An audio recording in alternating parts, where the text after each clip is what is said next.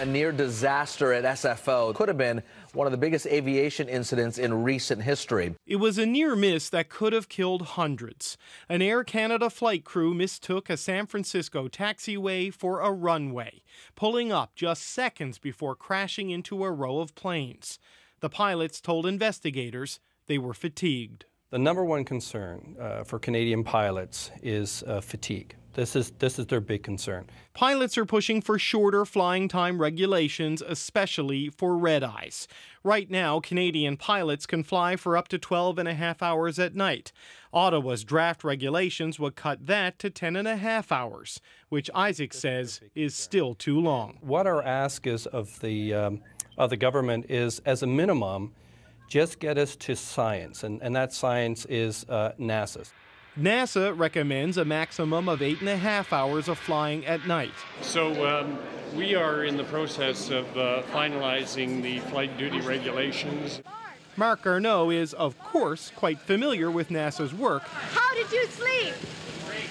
But that doesn't mean he's budging on his proposals. Notwithstanding my great respect for NASA, we make our own decisions based on the best available science, and I would ask you to wait till mid-June, round about mid-June, when they come out. So you wouldn't want to be driving a car like that. You probably don't want to be flying a plane like that. This fatigue specialist says the best available science makes it clear night flying comes with additional risk, not just at 10.5 hours, but at 8 hours too. So if you were to compare them to how somebody would perform under various levels of alcohol, they drop down in both cases to the level that you'd expect to see in somebody who's got a legal limit or has breached the legal limit of 0.08% blood alcohol concentration. So that's legally drunk.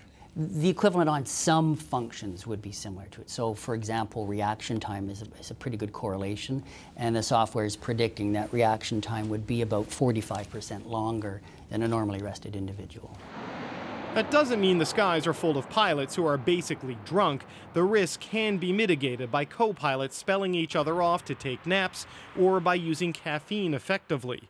But Markwood says the risks of flying at night can't be completely eliminated. And the longer the flight, the higher those risks are. David Cochran, CBC News, Ottawa. Now, Canada's smaller carriers think the new limits will actually go too far, fearing that they'll be forced to hire more pilots at a time when the industry is already grappling with a serious pilot shortage.